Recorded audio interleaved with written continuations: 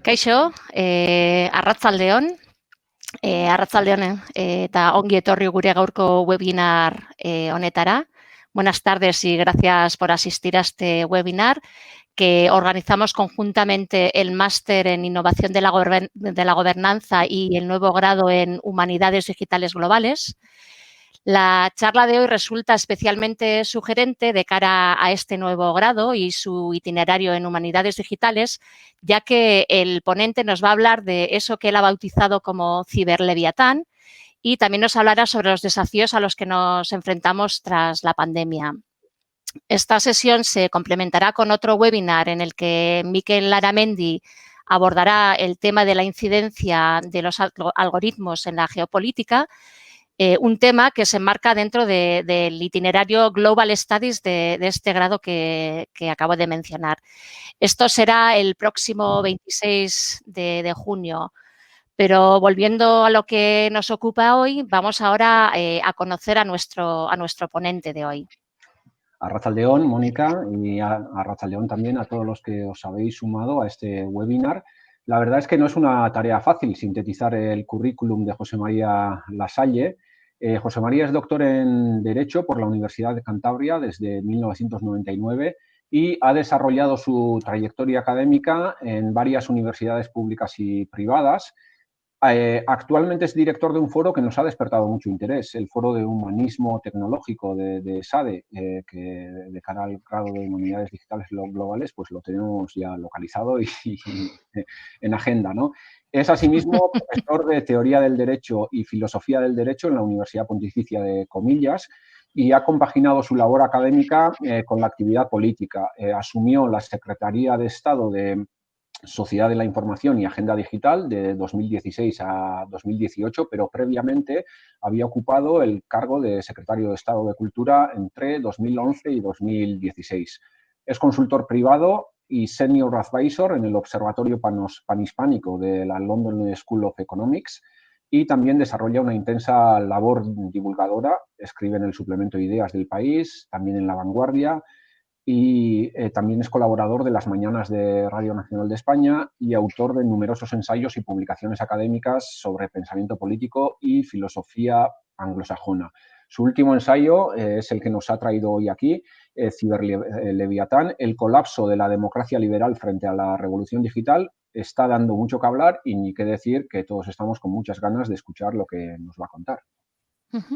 Yo os quería recordar la posibilidad de formular vuestras preguntas a través del chat y si alguien lo quisiese también puede tener acceso al escenario, que es donde estamos ahora nosotros tres, y formular sus preguntas o comentarios de manera directa. Para ello lo tendría que indicar en el chat y entonces ya se le daría paso al escenario.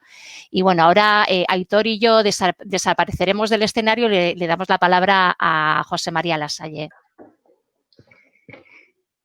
Bueno, pues muchísimas gracias por vuestra invitación. Es un placer acompañaros hoy en esta reflexión que vamos a plantear alrededor de lo que habéis descrito como es el ciberleviatán y que es el título de un libro que publiqué el año pasado con visión anticipadora, porque lo que estaba de alguna manera descrito como una posibilidad, como una parte del proceso de transformación digital y de evolución que estaba experimentando nuestra sociedad en contacto con la tecnología y que tenía lugar bajo el epígrafe de la llamada revolución digital, se ha convertido en una especie de consumación digital, porque vivimos ya atrapados, instalados dentro de una experiencia colectiva caracterizada por la introducción de una especie de infraestructura tecnológica que es la verdadera estructura del mundo.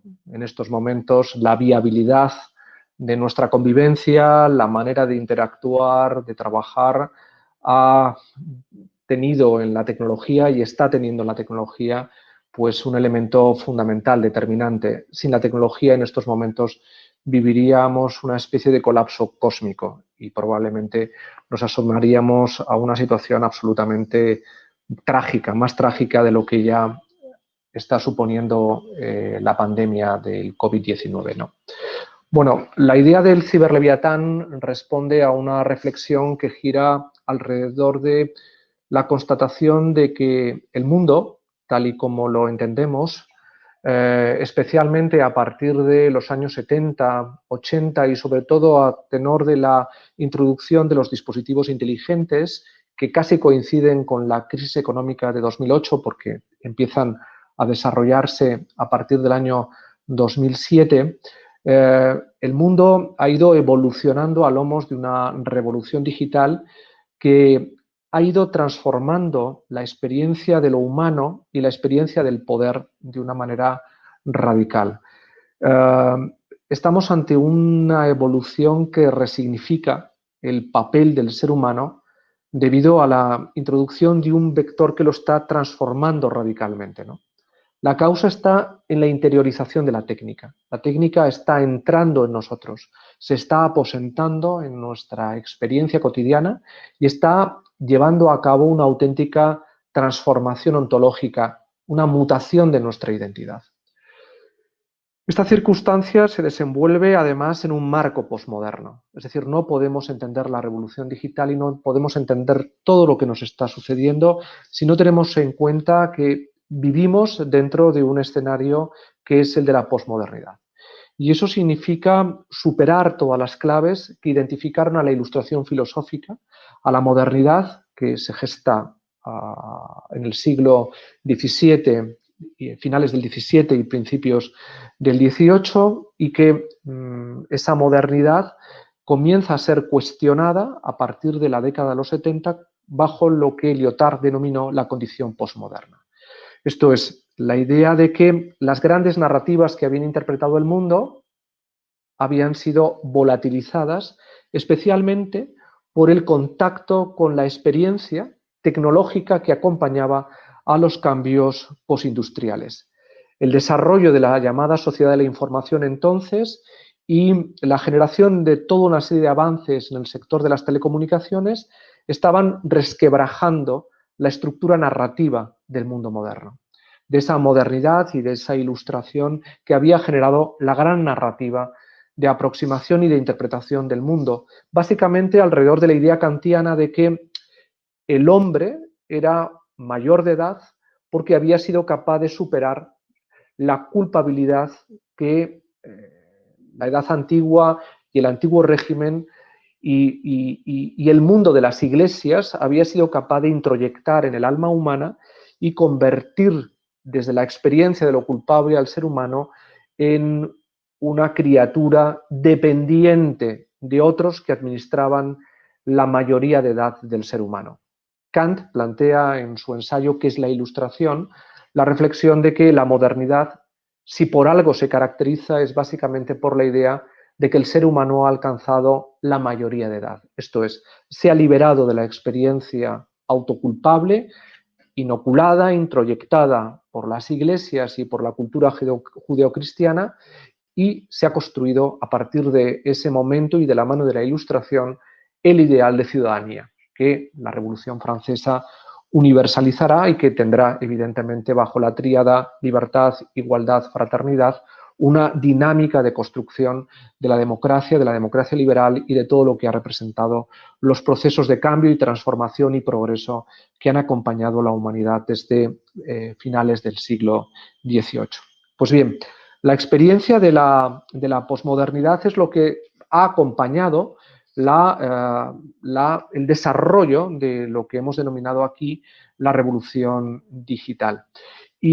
Y ha significado, en parte, y según se ha ido constatando en los últimos años, como una especie de generador de un cibermundo con autonomía respecto de la propia realidad, de la realidad tal y como la entendíamos, habitada por seres corpóreos, con capacidad de interacción, con una institucionalidad analógica asentada sobre el mundo, con una estructura económica organizada a través del diseño, del trabajo y de la relación con el capital que desde la revolución industrial y después la revolución rusa y la construcción del estado del bienestar identificará al mundo, como vio Foucault, de la factoría, el mundo doméstico, y todo este tipo de relaciones se han visto cuestionadas, alteradas, transformadas por la irrupción del cibermundo. Un mundo regido estrictamente por un poder tecnológico, un poder basado en datos, en una identidad digital que aportamos cada uno de nosotros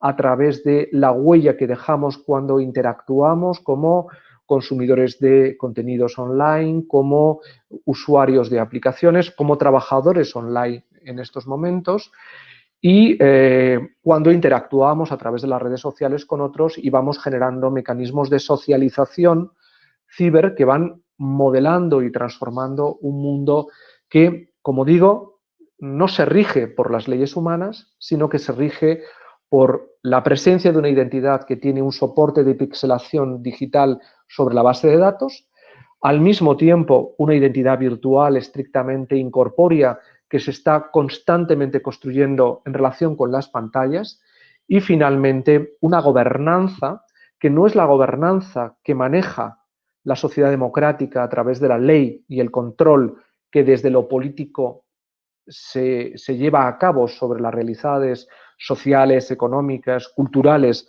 de una comunidad, sino que la gobernanza está en manos de algoritmos que gestionan los datos a través de los cuales se organizan los contenidos, se desarrollan las aplicaciones y, sobre todo, se desarrolla una nueva estructura económica, que es la nueva infraestructura económica del mundo, asentada en una economía de plataformas en manos de grandes corporaciones tecnológicas que son las que lideran el proceso de transformación del mundo a impulsos de la revolución digital. Este escenario, que está caracterizado por una especie de data tsunami que ha sustituido la realidad por un desbordamiento de la realidad analógica, por un desbordamiento de los datos que generamos cuando estamos instalados en el cibermundo, este data tsunami es de alguna manera el magma que alimenta como una especie de líquido amniótico la vida dentro del cibermundo. Somos datos y se nos pixela en forma de datos.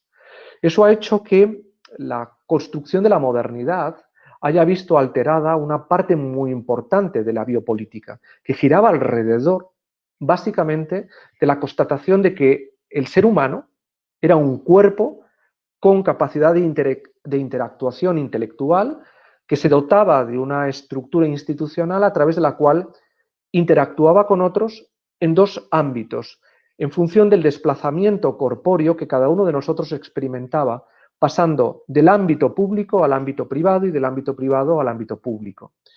El ámbito privado estaba marcado por una libertad negativa que nos protegía en nuestra intimidad y alrededor de ahí se construían toda una serie de categorías jurídicas de derechos fundamentales vinculados fundamentalmente alrededor de la privacidad y por otro lado un ámbito público de interactuación en el espacio público regido por una libertad positiva, marcado por una estructura de derechos igualitarios y por una ley que buscaba la isonomía y, por tanto, el tratamiento de todos los seres humanos en un marco de equidad que hacía posible la cooperación en un entorno de libertad. Esa realidad se ha ido progresivamente desarticulando porque en contacto con la interactuación a través de las pantallas y del desarrollo de una identidad eminentemente digital, el ser humano ha ido experimentando cómo su cuerpo se retiraba de su experiencia ontológica. Es decir, una parte fundamental de la experiencia humana era una experiencia de la relación del hombre con otros seres humanos y, sobre todo, de la interactuación con una realidad que nos generaban datos e información que procesábamos a través de la experiencia. Y, sobre todo, sobre la base de una metodología empírica de ensayo-error que nos permitía ir modelando nuestra personalidad y nuestra identidad en una atmósfera de libertad, donde siempre el ser humano, desde su imperfectibilidad, tenía capacidad para aprender sobre la base del error. Y, por tanto, nuestra libertad era una libertad responsable que nos hacía, de alguna manera, soportar las consecuencias de nuestra acción, pero sobre la base, insisto, de una impredecibilidad, de una parte muy importante de nuestro comportamiento. Esa situación, como digo, se ha ido rompiendo progresivamente por la sustitución de nuestra identidad por una identidad datificada a través de la huella digital, en la que nosotros estamos dejando impresión de cuál es nuestra manera de actuar cuando nos relacionamos a través de la pantalla y a través de las consecuencias que generamos, insisto, como consumidores de contenidos, como usuarios de plataformas y de aplicaciones, y por tanto estamos informando sobre quiénes somos, cómo somos, qué pensamos. Es verdad que se supone que esa huella digital está anonimizada.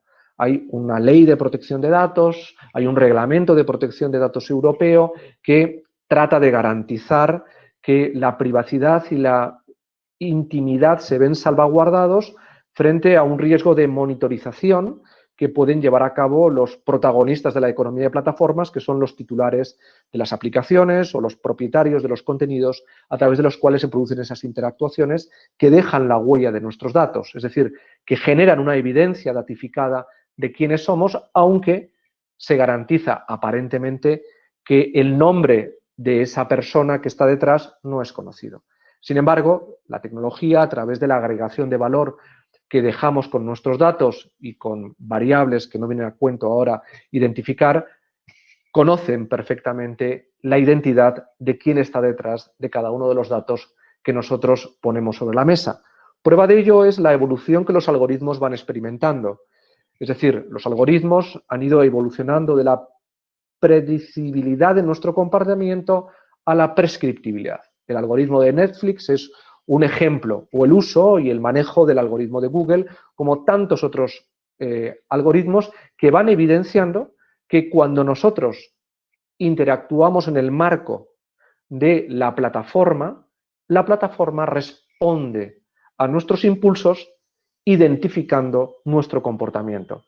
Y así nos van, por ejemplo, Amazon, en función de la huella digital que hemos ido dejando a través de nuestras compras, muchas veces autorizada, va construyendo un entorno de eficiencia asociada a nuestra personalidad como consumidores que le permite ir deduciendo consecuencias íntimas sobre nuestra psicología y sobre nuestros hábitos de comportamiento. De manera que la libertad está experimentando progresivamente un proceso de asistimiento, es decir, nuestra libertad cada vez está más asistida.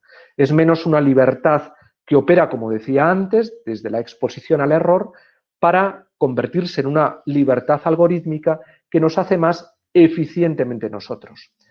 El desarrollo que en estos últimos 3 meses han experimentado los algoritmos y la capacidad de información que los titulares de las aplicaciones y los contenidos que hemos estado consumiendo reiteradamente para ser capaces de salvarnos de la angustia cotidiana de vivir un confinamiento que nos impedía salir a la calle y que volcaba buena parte de nuestra atención sobre la vida y sobre nuestros seres queridos y sobre nuestros amigos a través de las pantallas, ha permitido a las máquinas saber más de nosotros que nunca, porque han sido capaces de estar conociendo nuestro comportamiento casi 24 horas durante los casi 100 días de confinamiento en los que hemos estado instalados y que, por otro lado, han generado una inercia de dependencia infinitamente mayor que hacen que la naturaleza biométrica de los algoritmos haya evolucionado extraordinariamente y probablemente se estén modelizando nuevos asistentes, nuevas aplicaciones que van a ser todavía mucho más intensivas en la capacidad de sustraernos de nuestra posibilidad de decisión para decidir por nosotros.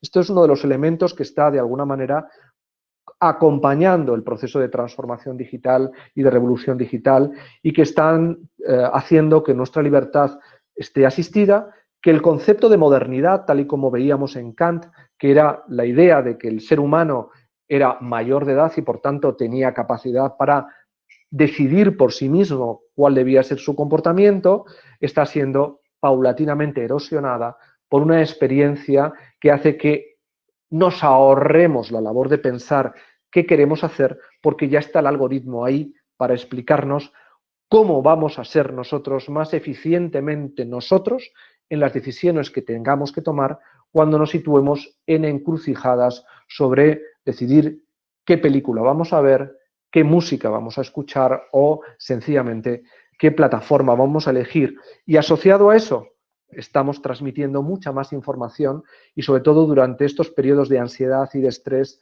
al que nos hemos visto sometidos. Por tanto, el cibermundo se ha visto fortalecido al mostrar el Estado y la democracia, que es esencialmente una estructura analógica.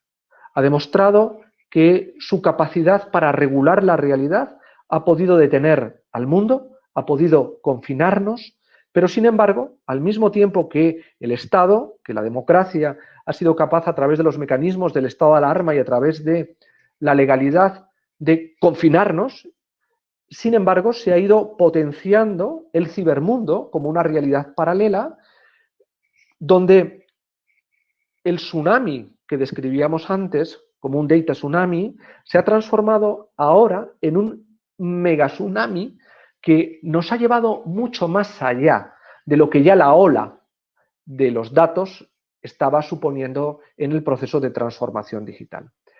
Ese ir más allá es lo que ha hecho posible que hayamos estado conectados permanentemente a las redes y hayamos suplido nuestra falta de libertad de movimientos, nuestra incapacidad de comunicación a través de la tecnología. Y ha incrementado aún más nuestra dependencia de ella. ¿Quién gestiona toda esa información? Si antes ya la gestionaban los algoritmos, ahora está siendo todavía más gestionado el cibermundo como un mundo independiente a través de los algoritmos. Algoritmos que han ido rediseñándose cada día en función del incremento de tráfico y la generación de un engrosamiento de nuestra huella digital mucho mayor de la que ya había antes. De manera que estamos ahora, más que nunca, sometidos a una gobernanza algorítmica que es como una especie de despotismo algorítmico ilustrado en manos de un tecnopoder que gestiona una clase tecnológica que es la que, como propiedad de las corporaciones tecnológicas, pero de la mano también de los king coders que desarrollan los códigos algorítmicos que están al servicio de los diseños de propiedad, que están pensando cómo hacer evolucionar nuestra dependencia sistémica del modelo de contenidos y de uso de aplicaciones en el que está instalada ya nuestra economía de plataformas, hace que la gobernanza sea ya una gobernanza algorítmica irresistible, sin control, en un escenario de monitorización absoluta, permanente, donde todo está propiciando no una estructura de libertad donde la tecnología ayude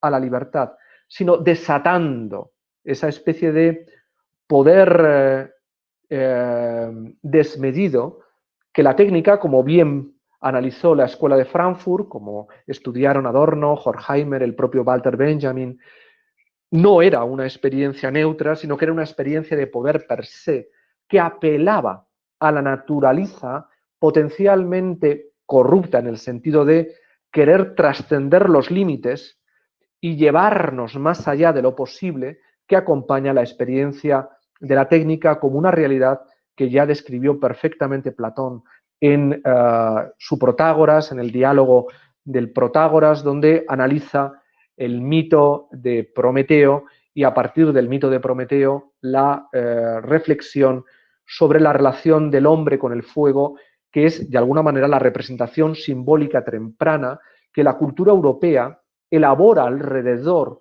de su relación con la técnica y que es un elemento que va a acompañar la cultura europea desde el año 2500 a.C. hasta hoy. Es decir, a diferencia de otras civilizaciones, la nuestra, la civilización europea, ha estado permanentemente marcada por un interés específico que es reflexionar sobre las raíces que aproximan a la técnica, la hibris, que ya analizaron los griegos como desbordamiento, como voluntad de poder, que diría Nietzsche a finales del siglo XIX, y que de alguna manera tiene capacidad para interactuar con nuestra naturaleza y sacar probablemente lo peor de ella, en la experiencia de poder. Esto, como digo, fue estudiado por la Escuela de Frankfurt, fue analizado por pensadores como Ortega, como Heidegger, como el propio Jacques Ellul, como Ernst Jünger y como otros pensadores del siglo XX europeo, que identificarán claramente en la técnica un hiperpoder potencial que en estos momentos se ha exacerbado hasta los niveles leviatánicos que yo analizo en el ensayo, que de un modo u otro está alimentando la reflexión que yo os estoy planteando, ¿no? Ese cibermundo que administra un algoritmo que es ley, pero sin ley, que carece de control democrático, que no tiene regulación, que está generando macrocorporaciones tecnológicas que son auténticos monopolios con niveles de capitalización bursátil que desbordan lo imaginable en términos económicos, es realmente el poder que está administrando el mundo. Por lo menos el mundo en Occidente. El mundo en Occidente, porque el mundo en Occidente, tanto Europa como Estados Unidos, está absolutamente marcado por el dominio de esas corporaciones radicadas en Silicon Valley. Porque en Oriente, y particularmente en China y en el mundo asiático, es Shenzhen y es el mundo de las corporaciones tecnológicas desarrolladas al abrigo del Estado chino y del Partido Comunista Chino y de sus élites confucianas, en su sentido más histórico del término, administran el poder de una manera también distinta, porque es hiperpública, pero al final la convergencia en contribuir a generar una estructura del mundo que se administra sobre la base de orden, control, vigilancia, está haciendo que nuestra existencia sea cada vez más una existencia que se administra dentro de una especie de panóptico donde todo es conocido, todo es visto, todo es sabido sobre nosotros y nos encontramos absolutamente desguarnecidos en nuestra intimidad, desprotegidos en nuestra privacidad, actuamos y operamos en este marco como consumidores y usuarios, pero no como personas, ni sobre todo como ciudadanos, carecemos de derechos digitales que nos permitan protegernos en nuestra identidad y generar el soporte de un nuevo contrato entre el hombre y la técnica que permita construir una relación contractual que construya un modelo de Estado en clave ciberdemocrática, y ese es el gran déficit que acompaña el proceso que aquí estamos describiendo, y este es un escenario que, en vez de ser progresivamente limitado o controlado, está exacerbándose en sus dinámicas. Un ejemplo, las aplicaciones de rastreo de infectados que están progresivamente desarrollándose e introduciéndose en la mayor parte de los países occidentales, siguiendo las aplicaciones que ya Singapur, Taiwán y Corea del Sur iniciaron a efectos de evitar la propagación de la pandemia y llevando a cabo interactuaciones voluntarias entre los dispositivos que tenían la aplicación y que permitían mediante Bluetooth la comunicación de cifrados entre cada dispositivo y que comienza a ser sustituida por modelos centralizados que alojan el conjunto de los datos, que permiten agrupaciones de movilidad social que van más allá de la función epidemiológica primaria asociada estrictamente al modelo de infectados y que están generando una infraestructura abierta de seguimiento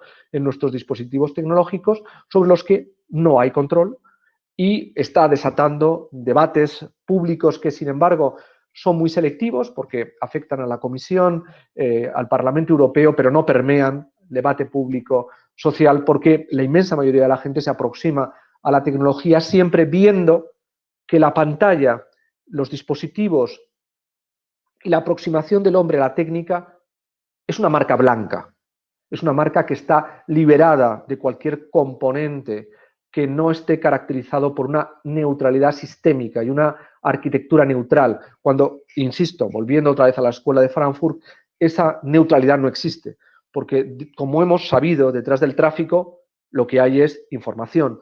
Todo lo que no tiene precio pone precio al que utiliza esa información o esos contenidos o esos usos que mencionamos. Por tanto, nos enfrentamos a un momento que es una auténtica encrucijada, porque la consumación digital que estamos viviendo nos plantea un escenario de un cibermundo hipostasiado que tiene que resolver, por lo menos en el seno de las sociedades democráticas, si va a servir a una ciberdemocracia o a un ciberleviatán. Es decir, si vamos hacia un modelo en el que la tecnología va a permitir experiencias como las que estamos teniendo ahora aquí, que son experiencias de libertad en cooperación y que permiten de alguna manera intercambiar información, contenidos y desarrollar un espíritu crítico, conscientemente crítico, que está al servicio de una vocación de emancipación y, por tanto, en unas claves instaladas en una modernidad que al menos para nosotros sigue siendo operativa, o por el contrario, alimentamos un ciberleviatán que se va a caracterizar por una estructura donde la libertad va a ser una libertad disciplinada, una libertad monitorizada, una libertad controlada, vigilada, frente a la cual no va a haber mecanismos de control por parte nuestra y donde vamos a ser, de alguna manera, sirvientes de un macropoder con una capacidad de decisión que va permanentemente a anticiparse a nosotros en cómo va a pensar que nosotros vamos a tomar nuestras decisiones.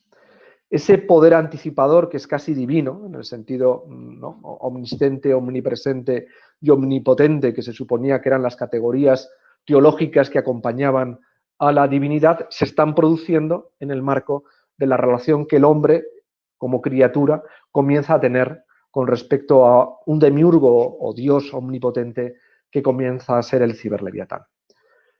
En fin, esta es un poco la reflexión que os quería plantear y creo que he estado media hora de corrido. Yo creo que lo mejor, como habíamos comentado, ¿no?, es, no sé si he fijado un marco a partir del cual podemos plantear una comunicación entre nosotros. Bueno, no sé.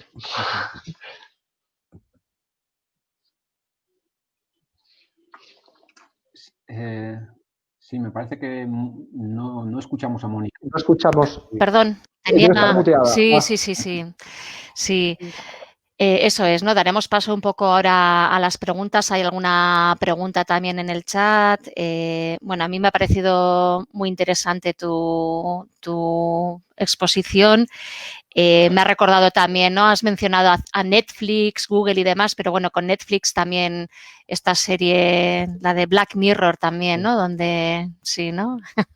Da un poco de miedo, pero bueno, lo vemos ya, es una realidad muy cercana ya a nosotros, ¿no? Y lo que decía, muy interesante. Y también opina así una de las personas que ha participado en el chat, Andoni, y bueno, leo un poco la pregunta que formula él. Al comienzo has comentado que las grandes narrativas modernas se han visto volatilizadas, pero ¿no crees que la narrativa del mercado está más fuerte que nunca? Es decir, cuando decimos que se han volatilizado las grandes narrativas modernas, ¿no deberíamos decir que se han volatilizado las narrativas emancipadoras de izquierdas? Sí, esa es la pregunta que plantea Andoni Miquelarena. Sí, gracias, Andoni. Estoy totalmente de acuerdo. Es decir, la tesis de Lyotard y el planteamiento que dentro de la corriente posmoderna se plantea a partir de los años 70 es la reflexión de que todo lo sólido se ha desvanecido en el aire en la medida en que las narrativas que acompañaban a la modernidad y que nos ayudaban a explicar el mundo, y un mundo que se ponía al servicio de una estrategia de cambio y de progreso y, por tanto, que servían a una dinámica utópica, se han visto absolutamente deglutidas por unos procesos que han roto las bases de equidad que acompañaban esa dinámica de transformación que estaba en el seno de la modernidad. Totalmente de acuerdo, es decir, los procesos a los que estamos expuestos son procesos de control, de dominación, que lo que buscan es romper la propia estructura de liberación y de emancipación que acompañaba a los discursos de la modernidad. La más importante de todas, más allá de la reflexión económica, es fundamentalmente la ruptura o la enajenación de la capacidad crítica. Es decir, yo creo que el interés del modelo de economía de plataformas es erosionar al máximo la capacidad crítica, en la medida en que, como os decía hace un momento, la evolución del algoritmo lo que busca es ya no la predictibilidad, sino la prescriptibilidad. Yo te voy a decir a ti qué es lo que tienes que consumir para ser tú. Y no te equivoques, porque a lo mejor corres el riesgo de equivocarte cuando decides si no lo haces de acuerdo con el algoritmo. Y tengo evidencias sistémicas para trasladarte que tú no tienes capacidad de decisión.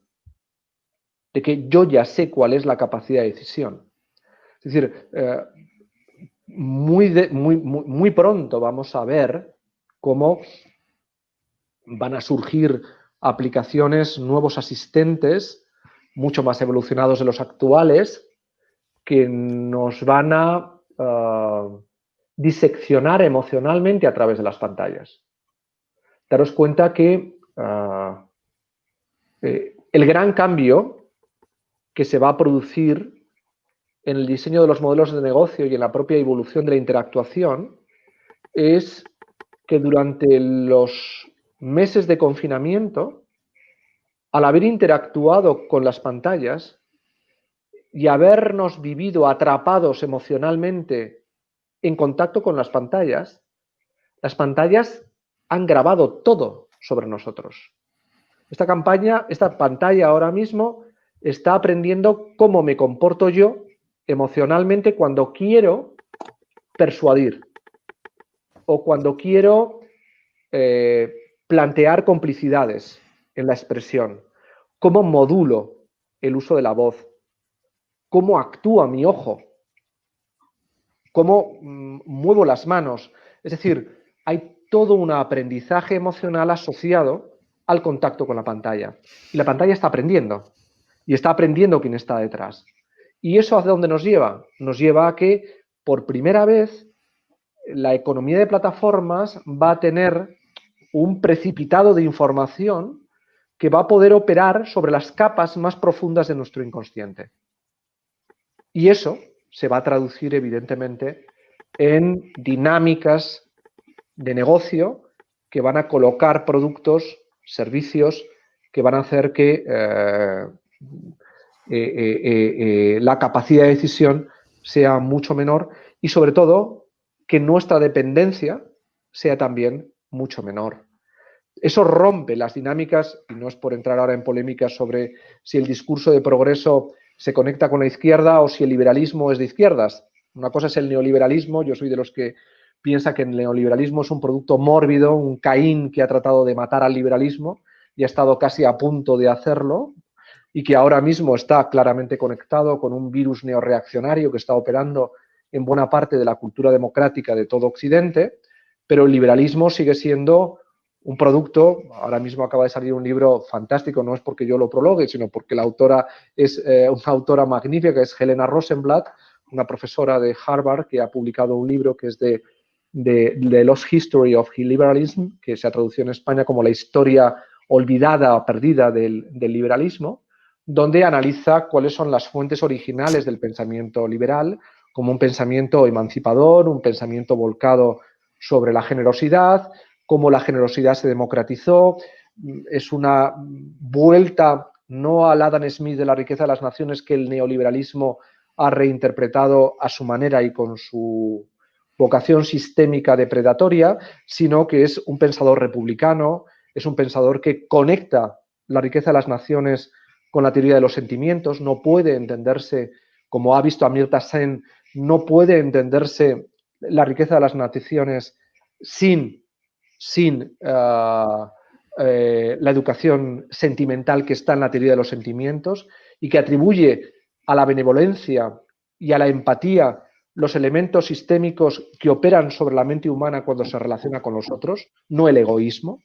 En fin, hay toda una serie de dimensiones muy interesantes que han acompañado a la dimensión emancipadora y que, bueno, la izquierda ha interiorizado como parte del discurso humanista. Yo soy de los que cree que hay quien sostiene, muchos autores incluso llegan a sostener que en la visión economicista y de análisis económico que está planteando Marx hay un liberal oculto, en el sentido que acabo de mencionar. Pero, en fin, no me voy a enredar por estos temas porque podríamos abrir otro webinar tan interesante o más que este, ¿no? Pero bueno, en fin. Y nos preguntan, José María, pregunta María Guijarro, ante este diagnóstico, ¿qué podemos hacer a nivel individual? Dejar de usar, bueno, el acrónimo, ¿no? GAFAM, Google, Apple, Facebook, WhatsApp, Amazon, Facebook. ¿Cuáles son las alternativas? ¿Cómo te comportas tú a nivel personal? ¿Coincides con los postulados del filósofo francés Eric Sadin de rebelarse contra esta conquista de nuestra vida por parte de las TIC? Si no me equivoco, en el libro sí que hablas de una sublevación liberal, ¿no? Sí, vamos a ver. Yo creo que la estrategia es limitar el poder. Ya hemos generado un poder. Es decir, mi experiencia es que cuando generas un poder, que es una tendencia innata asociada al comportamiento humano, como bien vio Nietzsche siguiendo la huella de Schopenhauer, y está en la tradición casi aristotélica de la relación con la potencia, es prácticamente imposible desarraigarlo. El poder aloja micropoderes que condicionan enormemente nuestros comportamientos. Yo creo que frente a esto no debe plantearse una revolución romántica, en el sentido de voy a, como Thoreau, buscar mi Walden, mi espacio anarcoide donde tratar de desarraigarme de una dependencia que es absurda porque no hay escapatoria a lo que estamos viviendo. Lo que sí hay es una cultura política emancipatoria que hay que activar. Es decir, Europa tiene una legislación antimonopolio. Hay que reclamar que se aplique esa legislación antimonopolio. Hay que descuartizar las grandes corporaciones tecnológicas. Hay que reducirlas de tamaño. Hay que controlarlas. Tienen que pagar impuestos. Hay que obligarlas a que incorporen medidas de equidad en sus algoritmos. Hay que socializar los algoritmos. De igual manera que la propiedad, después de la Revolución Rusa, y se vio en la Constitución de Weimar, se sometió a una función social que hizo posible, entre otras cosas, la cultura que luego fue haciendo evolucionar el Estado y construyendo el Estado del bienestar. Los algoritmos deben introducir sesgos equitativos, igualitarios, que no fomenten una lógica utilitaria de monetización por encima de cualquier otra dinámica, que no plantee sesgos discriminatorios con respecto de la mujer, con respecto de la raza, con respecto de tantas y tantas cosas, y controlar los algoritmos, porque se puede hacer. Es tan fácil como que la democracia de pronto vuelque su capacidad de acción, de igual manera que ha sido capaz de evitar el colapso del sistema sanitario poniéndonos bajo el estado de alarma. Podemos evitar el colapso del sistema democrático poniendo bajo estado de alarma a las grandes corporaciones tecnológicas. Es que no es difícil. Es decir, empoderemos a la gente para que controle sus datos. Muchas de las personas que están apoyando la campaña de Biden en Estados Unidos reclaman que cada uno de nosotros tengamos una propiedad sobre nuestros datos, que tengamos capacidad para decidir dónde queremos alojarlos, con quién queremos negociar nuestros datos si queremos negociarlos, pero que no seamos nosotros una parte del tráfico. Es decir, hay muchas vías para tratar de reconducir una situación que no tiene que venir asociada a la ruptura con una realidad que en el fondo puede ser extraordinariamente liberatoria. Es decir, estamos en estos momentos operando a través de una infraestructura tecnológica con un despliegue de fibra que está en manos de compañías con nombre y apellidos que todos conocemos, pero lo que sí tenemos que hacer es que la ley controle las externalidades negativas que sabemos que están asociadas a una estructura de monopolios donde misteriosamente pueden hacer lo que quieren sin ningún tipo de control, sabiendo que son en estos momentos el poder más determinante que hay en el mundo.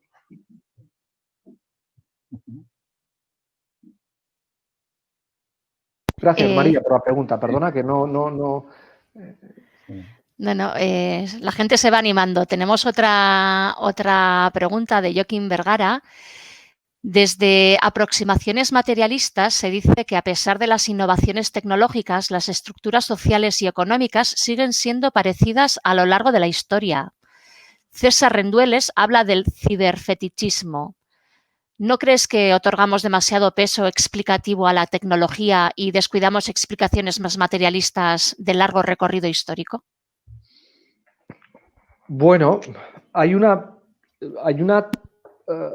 yo es que creo que lo que está desbordando la percepción de nuestra identidad y confundiéndonos y haciéndonos equivocar y no percibir realmente el poder que está detrás de la pantalla es el carácter mágico que está en la naturaleza humana y que está muy ligado simbólica y representativamente a la técnica.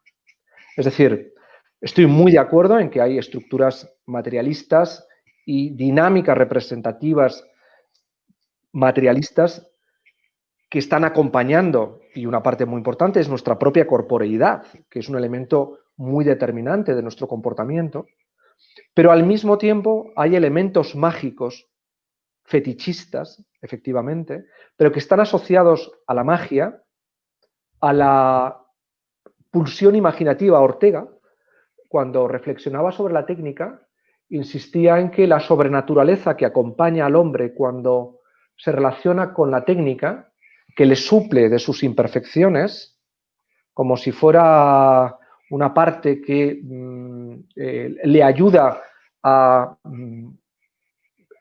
superarse, era la potencialidad imaginativa que acompañaba al desarrollo técnico. Es decir, somos criaturas que imaginamos, que soñamos, ¿no? Y que estamos siendo capaces de generar un cibermundo que es en gran medida, y lo plantea Saddam o lo plantea Byung-Chul Han también, estamos generando una especie de mundo paralelo, desarraigado de la corporeidad y con una conformación holística que es estrictamente imaginaria. Es imaginaria. Es decir, estamos como liberando un sueño y operando dentro de ese sueño.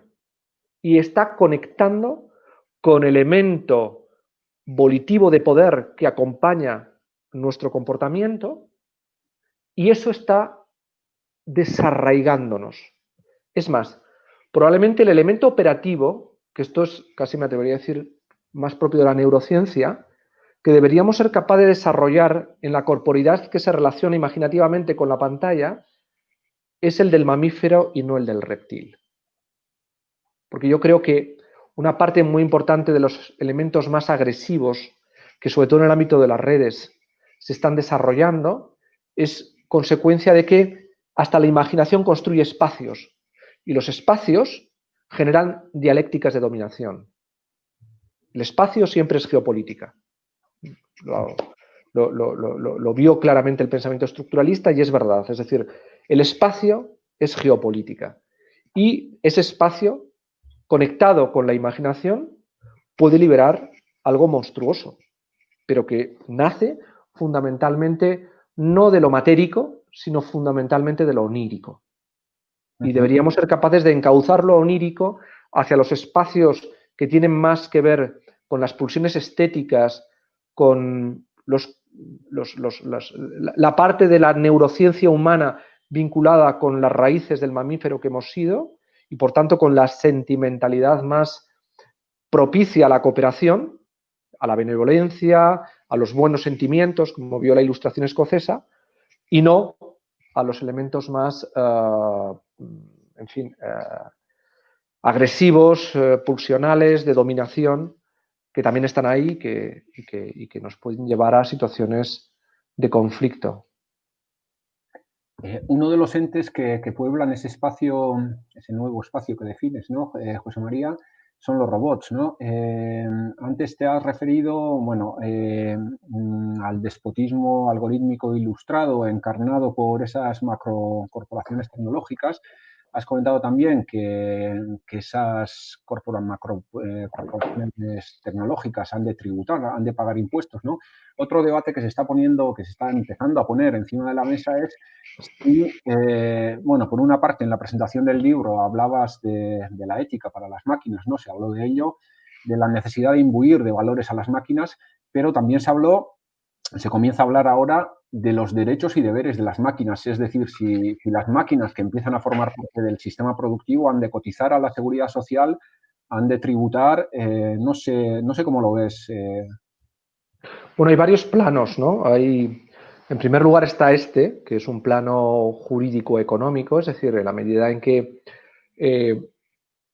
la robotización y la inteligencia artificial, que funcionan en otras capas de la automatización del modelo productivo, desplazan al hombre del trabajo, tal y como lo hemos entendido, provocan una tensión sistémica que se canaliza hacia el desempleo tecnológico, pero por otro lado también a la viabilidad del propio sistema tributario, del sistema económico, en la medida en que, bueno, para poder consumir y para poder formar parte de la comunidad tenemos que tener rentas y capacidad económica. Y eso, hasta el momento, nos lo ha proporcionado el trabajo. En la medida en que el trabajo se automatiza, se robotiza o, a través de la inteligencia artificial, mediante procesos de análisis, nos desplaza la propia inteligencia humana en la coordinación y gestión coordinadora de los procesos productivos, alguien va a tener que pagar todo esto. Bueno, pues evidentemente quien tiene que pagar todo esto tendrá que ser la inteligencia artificial y tendrá que ser la máquina, los robots, y por tanto tendrán que pagar impuestos y tendrán que contribuir evidentemente al sostenimiento del sistema. Distinto es, y esto podríamos estar hablando muchísimo, ¿vale? Porque hay toda una estructura de derechos y deberes. Básicamente son deberes del dueño de los robots y del dueño de los procesos de inteligencia artificial, que curiosamente, esto es un dato a tener en cuenta, es decir, los datos que dejamos nosotros como personas se los quedan directamente, en términos de externalidad económica, los alojadores de esos datos. Sin embargo, los datos que generan los robots se los quedan los dueños de los robots. Jamás se han planteado que no se pueda, no puede haber una propiedad de los datos sobre las máquinas. Son de los dueños de los robots. Por tanto, también tendrán que pagar por eso, ¿no? Es decir, hay toda una nueva reestructuración del sistema tributario, de la configuración de los derechos. En el vehículo autónomo habrá que introducir, y ya está trabajándose, cuáles son los mecanismos éticos que generarán, que gestionarán, perdón, el manejo del vehículo de acuerdo con las decisiones que se tomen y que tendrán que estar siempre centradas al servicio del humano. Y, por tanto, hay toda una serie de reflexiones que en el seno de la Comisión Europea se están planteando a través de la Comisión de Expertos sobre Inteligencia Artificial en Europa que están planteando ya una serie de principios desde la responsabilidad, transparencia, confiabilidad, etcétera, para tratar de generar un marco normativo de deberes que operan sobre esa estructura robótica de inteligencia artificial que describías. Distinto es el tema, que a mí me parece súper fascinante, o sea, me parece el tema. Lo que pasa es que todavía no hemos llegado al momento en que esa experiencia se produzca, que es el de la otredad robótica. Es decir, hasta el momento el otro es el que tenemos como ser humano enfrente, ¿no? Y toda la reflexión sobre la otredad, positiva, negativa, híbrida, etcétera, y asociado ello a las identidades, se ha planteado siempre desde la base de que interactuamos con una alteridad que es humana también. ¿Qué pasará al ser humano cuando tenga que plantearse la experiencia de la otredad de un robot con capacidad propia para pensar y para sentir, cuando se produzca lo que se denomina la inteligencia artificial general? Nos encontremos realmente con, no sabemos cuándo, pero se producirá, con que misteriosamente hay quien niega que esto pueda llegar a producirse, ¿eh? Hay muchos ingenieros informáticos, expertos en arquitectura de computadores, que están convencidos de que esa situación nunca se dará. Pero el mestizaje de la neurociencia con la biología y con la inteligencia artificial puede producir un salto inesperado que plantee un escenario de inteligencia artificial. Y en ese momento, que no sé cuándo se producirá, yo soy de los que cree que se producirá, tendremos por primera vez una otredad para la que no estamos preparados conceptualmente. Lo que algunos llaman la singularidad tecnológica, ¿no? Y en el libro alertas de esa amenaza que encarnada en la figura del ciberleviatán, ¿no? Y dices que los seres humanos puede ser que pasemos a ocupar un papel secundario en la historia algorítmica. Claro, ese es el gran drama que podemos tener.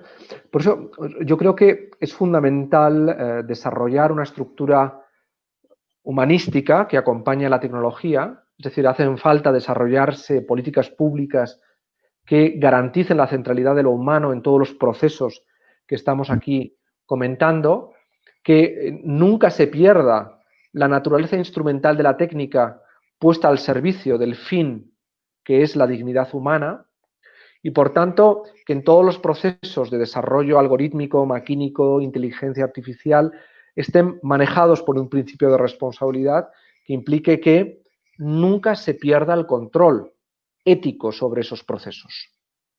Y eso exige una monitorización ética que tiene que asumir, en mi opinión, la sociedad democrática a través de la ley. Y eso implica un humanismo tecnológico, es decir, tenemos que ser capaces de identificar esto como un proceso que haga, porque tampoco podemos combatir la tecnología, es decir, no podemos convertirnos en luditas que nos dediquemos a destruir las máquinas, porque es que es absurdo, es decir, la ciencia nos proporciona libertad, nos proporciona conocimiento y las máquinas están para ayudarnos. Pero yo creo que el futuro está en ser capaces de encontrar la manera de poder colaborar adecuadamente con las máquinas, por ejemplo, en el trabajo, o colaborar en el mundo de los cuidados, que va a ser cada vez más importante. Es decir, imaginémonos, es una parte muy importante de los cuidados en las residencias de ancianos, entre comillas, aparte de otras cuestiones de asistencia primaria, etcétera, se desarrollaran por humanoides con capacidad de conocimiento y de experiencia emocional asociada al mundo de los cuidados. Pues impermeabilizaríamos mejor a nuestros mayores. Todo esto requiere pensarse, ¿no? O sea, pero, es decir, creo que la colaboración en la construcción de un modelo del trabajo humano con el trabajo maquínico es la vía, y luego, sobre todo, dar sentido a todo lo que estamos haciendo. Es decir, esto no puede tener como sentido incrementar la cuenta de resultados de Bezos, ¿vale? Y que en los 3 meses que hemos vivido de confinamiento haya incrementado en 42.000 millones de dólares su fortuna personal. O sea, esto no va de seguir optimizando eficientemente el algoritmo para que monetice mejor la corporación tecnológica y desarrolle su modelo de negocio con una búsqueda de prescriptibilidad cada vez mayor sobre el comportamiento del usuario, del consumidor. No, esto no va de eso. O sea, no puede ser el sentido que demos a todo esto y la construcción de una enorme creatividad innovadora, vincularla estrictamente a monetizar.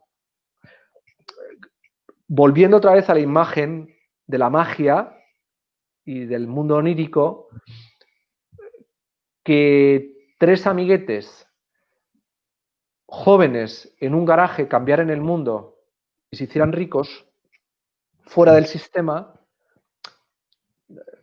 tiene una fuerza representativa y simbólica muy grande, que acompaña al mundo tecnológico. Esto es lo que hay que trabajar también, ¿no? O sea, para reconducirlo, porque hemos creado un mito también.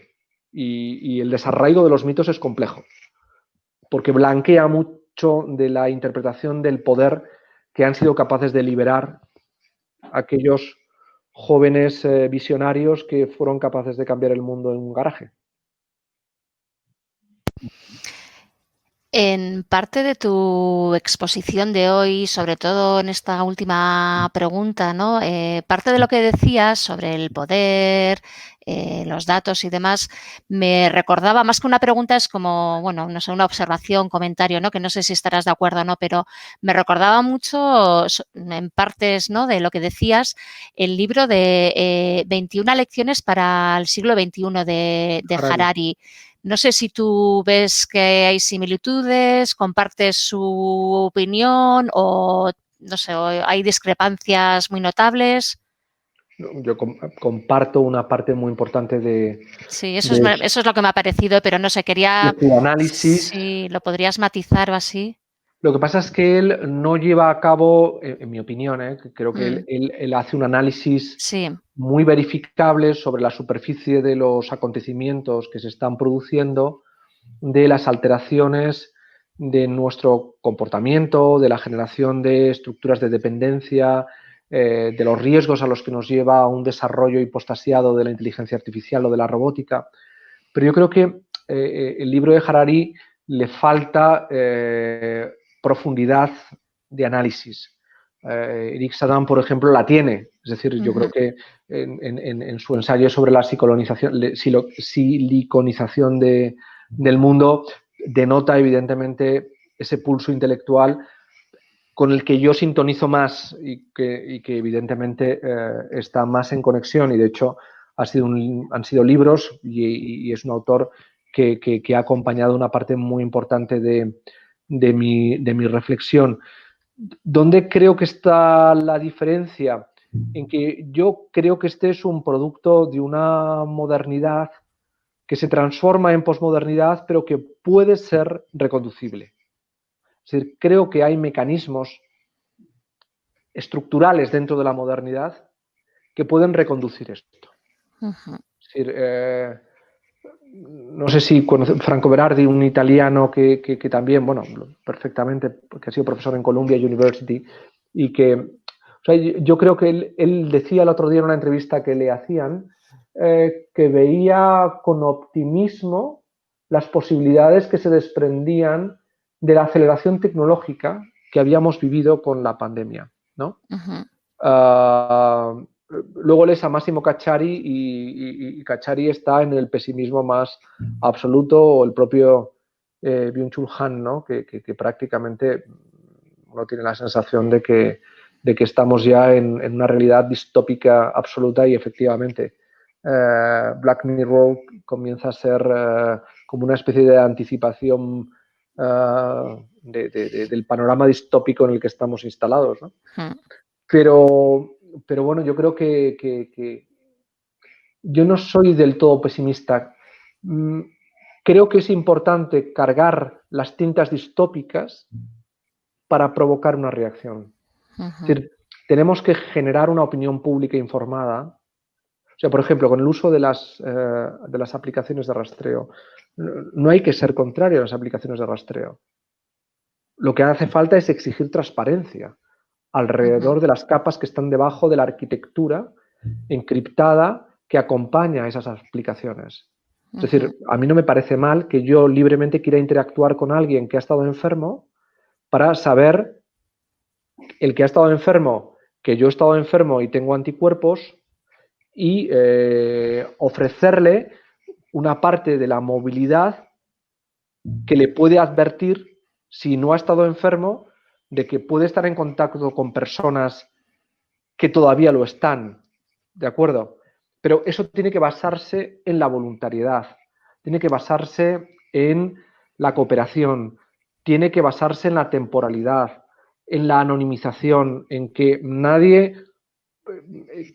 pueda establecer funciones que vayan más allá de esas capas iniciales a las que sirve el rastreo, ¿no? El traqueo de la enfermedad, y sobre todo que quien la impulse esté sujeto a mecanismos de transparencia pública. Es decir, no puede en estos momentos, lo digo con todo el respeto, el Gobierno de España estar tratando de desarrollar una aplicación en conexión con el consorcio europeo que está gestionando el modelo de aplicaciones para Europa, sin que seamos transparentes y estemos debatiendo esto públicamente. Es decir, que esto es lo que no tiene sentido.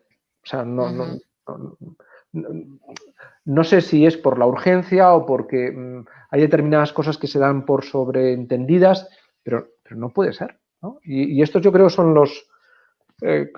podría cambiarse la realidad, insisto, y construir una ciberdemocracia si fuéramos conscientes de que tenemos esa oportunidad.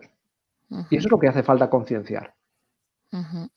No abrirnos las venas con una sensación distópica que nos va a llevar esto a que probablemente pueda ser, pero bueno, yo creo que siempre está la capacidad humana para poder reaccionar también a este leviatán, ¿no? Por eso yo creo en la sublevación. Sí, o sea, yo creo que hay capacidad para que en estos momentos ahora estemos planteándonos esto, por ejemplo, ¿no? Y que estemos reflexionando sobre estas cuestiones. Bueno, pues yo creo que tus últimas palabras, ¿no? Son una buena manera de finalizar el webinar de hoy, ¿no? Nos quedamos con esos titulares. Bueno, este debate no tiene fin, ¿no? Ya veremos cómo va evolucionando todo. Y bueno, ha sido un placer, ha sido un verdadero placer oírte, José María. Bueno, yo he ido cogiendo apuntes. De todas maneras, quería recordar a los oyentes de hoy que esto se ha grabado y que recibirán la grabación vía email, o sea que lo podrán repasar, o los que no hayan podido conectarse hoy pues tienen la opción de oír a la exposición de José María Lasalle. Y bueno, pues estoy oyendo, espera, por aquí chats. Sí, eso es. Hemos puesto aquí, hemos colgado todas las sesiones en este enlace, o sea que, bueno, para que la gente lo sepa. Y nada, recordaros también que el siguiente webinar será el 17 de junio a las 4:30 y correrá a cargo de Joan Subirats con su ponencia Renovando la política, la incertidumbre como oportunidad. Y bueno, la incertidumbre, ¿no? Otra de las palabras clave, ¿no? Que siempre ha existido, pero ahora ya con mayúsculas, ¿no? Más que nunca. Totalmente de acuerdo. Y oye, pues millones de gracias por la oportunidad. Gracias a Andoni, a María y a Joaquín por las preguntas que me han hecho. A vosotros también, de verdad. Ha sido un placer. Os emplazo a que escuchéis a Joan Subirats, que es, en fin, una de las cabezas mejor articuladas que hay en el pensamiento filosófico, económico, pero que también tiene deriva política, y es un tipo buen amigo y con una gran capacidad de complicidad y seducción a la hora de pensar, y me da rabia no poder acompañaros, pero vamos, que os felicito porque fichajes así son los que merecen la pena. Así que estupendo, de verdad. Muchísimas gracias, de verdad. Sí, pues muchas gracias a ti. Vamos, yo no sé si tendríamos preguntas, pero yo me voy con más preguntas todavía, o sea que no sé. Seguiremos pensando. Genial. Bueno, pues gracias. Perdón, yo solamente quería decir que soy Yosune, que he estado dibujando, he estado haciendo la relatoría gráfica. Sí, soy la dibujante que estaba haciendo una relatoría gráfica, recogiendo un poco algunas de las ideas que se han comentado y lo siento, en este último, claro, es que ha sido tan interesante que me he quedado absorbida y se me ha ido el tiempo y no he podido compartir con Mayalen los JPEGs de los que estoy dibujando aquí en el iPad. Como estoy con 2 dispositivos y también estamos en este tiempo de experimentación y de ir adaptándonos a las nuevas tecnologías, yo estas cosas siempre las he hecho presencialmente y, bueno, esta es la segunda vez que lo hago así online y, bueno, simplemente disculparme porque no he sido capaz de enviaros todos los dibujos que he generado, pero que estarán esta tarde a última hora disponibles, ¿vale? Bueno, este lo podéis ver, ¿no? El que tengo en pantalla. Yo le he hecho una fotografía, Ese es el primero, bueno. Está súper bien, joder, Sorionak.